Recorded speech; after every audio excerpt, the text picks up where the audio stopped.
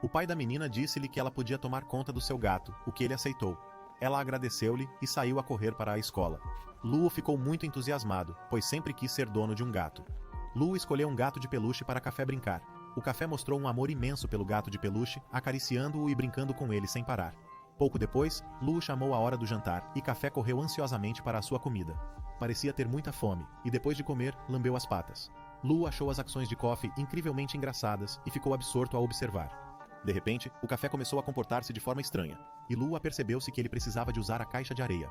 Ele providenciou uma caixa para o Café, imaginando como é que um gato tão adorável podia produzir algo tão mal cheiroso. Rapidamente se livrou dos dejectos. Tomar conta de um animal de estimação revelou-se cansativo, e Luo sentiu gradualmente a sua energia a esgotar-se. Pensou se o seu poder também poderia transformar seres vivos. A ideia de ter uma gata, especialmente uma com uniforme de empregada, pareceu-lhe apelativa. Ele decidiu tentar e planeou transformar o Café em rapariga à meia-noite. Luo pôs o despertador para as 11h59 da noite, antecipando ansiosamente a transformação. No entanto, perguntava-se por que é que a rapariga ainda não tinha regressado, uma vez que já era tarde. Quando o alarme tocou, chamou Coffee para iniciar a transformação. Quando Coffee se dirigiu a Luo, escorregou e tropeçou no gato de peluche, fazendo-o voar.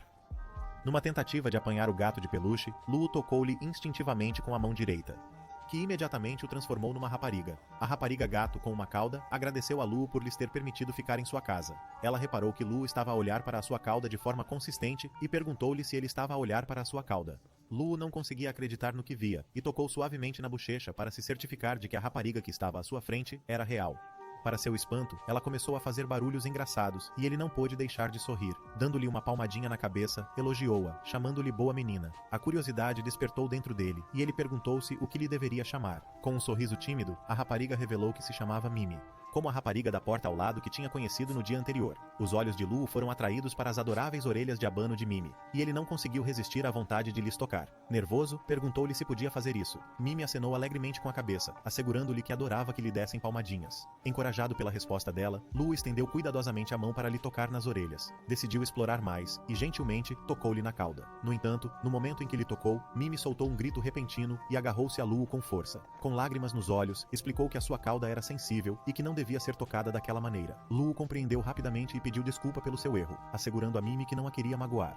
De repente, o estômago de Mimi começou a roncar, indicando a sua fome. Preocupado, Luo perguntou-lhe se ela tinha fome. Determinado a ajudar, preparou um copo de leite e alguma comida para ela, incitando-a a comer. No início, a Mimi parecia hesitante, sem saber como abordar a comida, mas depois, como um gato brincalhão, começou a lamber o leite.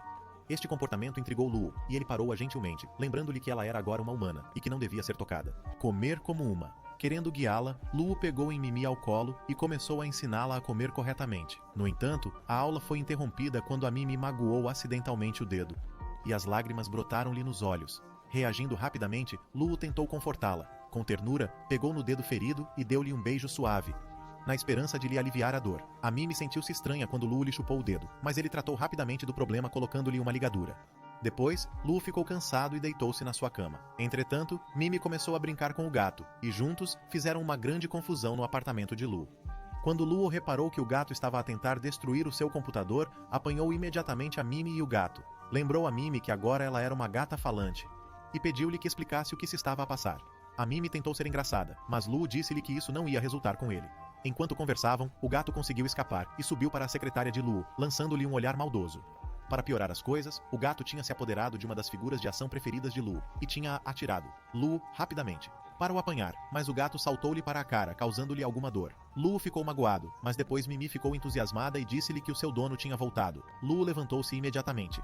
Lembrou a Mimi que ela estava agora na sua forma humana e que ele trataria da situação para evitar complicações. Luo abriu a porta e, de repente, a rapariga do lado caiu nos seus braços. Ao partilhar o seu cansaço por ter cuidado da amiga doente durante todo o dia, a rapariga tropeçou e caiu. Luo, preocupado com o seu bem-estar, aconselhou-a a ter cuidado e a não andar por aí à noite. No entanto, o comentário dela sobre ele agir como o pai dela apanhou-o desprevenido, fazendo-o sentir-se um pouco nervoso. Curiosa com o desaparecimento do seu gato, a rapariga perguntou a Lu sobre o seu paradeiro e se o podia ter de volta imediatamente. Nesse preciso momento, Café, o gato, saiu do quarto e Lu sentiu-se aliviado quando a rapariga se reencontrou feliz com seu companheiro felino. Querendo oferecer-lhe algo mais, Lu perguntou-lhe se ela queria ficar também com o brinquedo falso do gato. Para sua surpresa, ela recusou, dizendo que ele podia deitá-lo fora se quisesse. Com estas palavras, despediu-se e saiu do quarto. Num ímpeto de emoções, Lu regressou ao seu próprio quarto, onde encontrou Mimi num estado angustiante. Sem hesitar, estendeu a mão e abraçou-a com força. Mimi expressou a sua gratidão pelos seus cuidados, mas depois revelou uma verdade de partir o coração. Ela estava gradualmente perdendo sua energia. E sem mais nem menos, perante os olhos de Lu, Mimi transformou-se de novo num brinquedo. Dominado por uma profunda sensação de impotência, Lu apercebeu-se de que, quando o dono já não gostava de um objeto, ele acabaria por desaparecer. As lágrimas escorriam-lhe pelo rosto enquanto lamentava a perda do seu querido companheiro.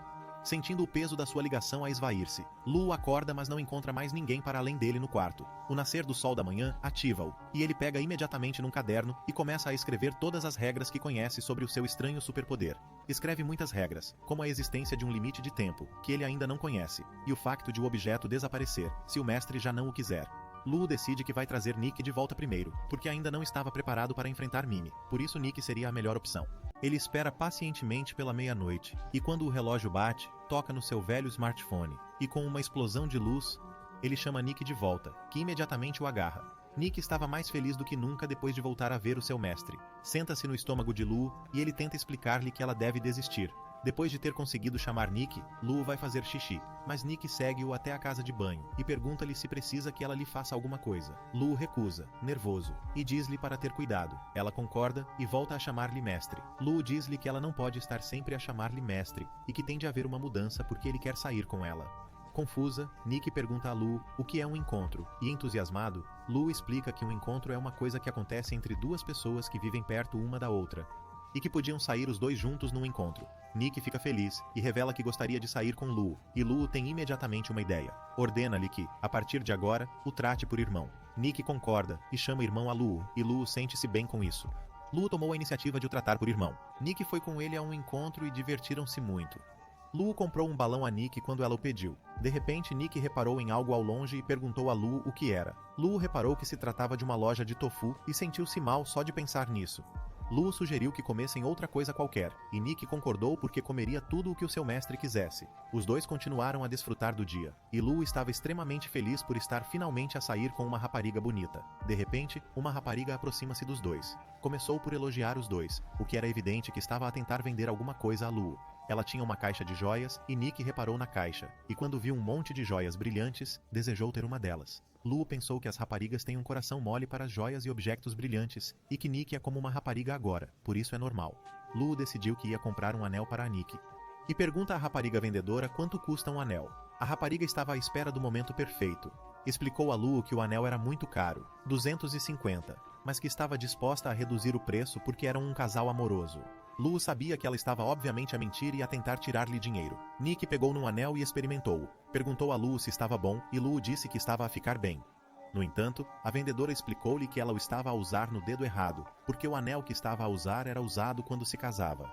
Isto fez Lu corar imediatamente, porque a ideia de se casar com uma rapariga bonita como Nick era demais para ele. Lu decidiu comprar um anel, e no momento em que deu o dinheiro à rapariga, ela fugiu sem deixar rasto. Aconteceu tão depressa que Lu não conseguiu perceber o que se estava a passar, e depois, Nick lembrou-lhe que a rapariga não lhe tinha devolvido o dinheiro. Lu apercebeu-se então que tinha sido enganado, e a rapariga fugiu. Os dois tentaram persegui-la, mas não conseguiram encontrar qualquer vestígio dela, mas acabaram por se cansar e pararam.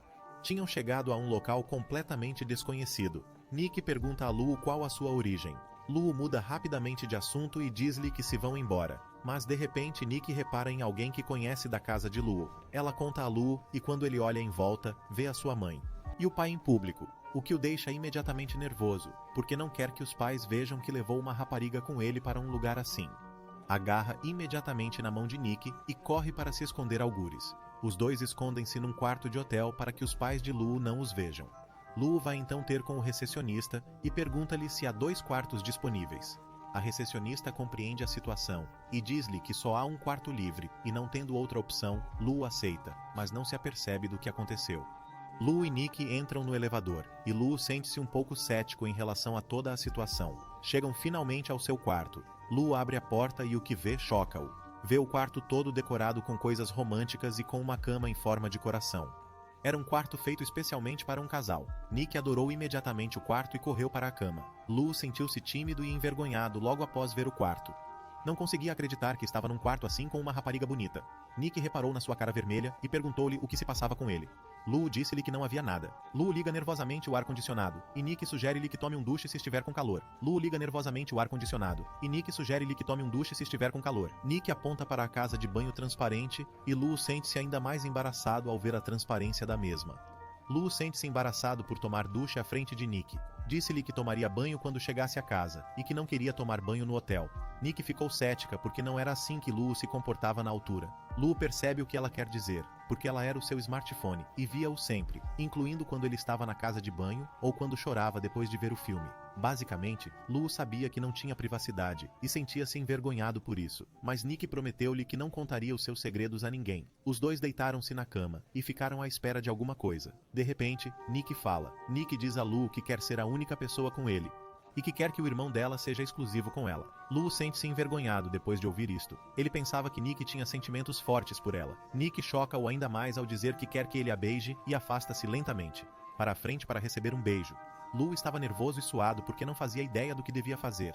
Ambos se aproximam um do outro para se beijarem, mas de repente o tempo esgota-se e Nick diz isso a Lu. Depois de uma súbita explosão de luz, Nick transforma-se de novo num smartphone e Lu fica novamente sozinho.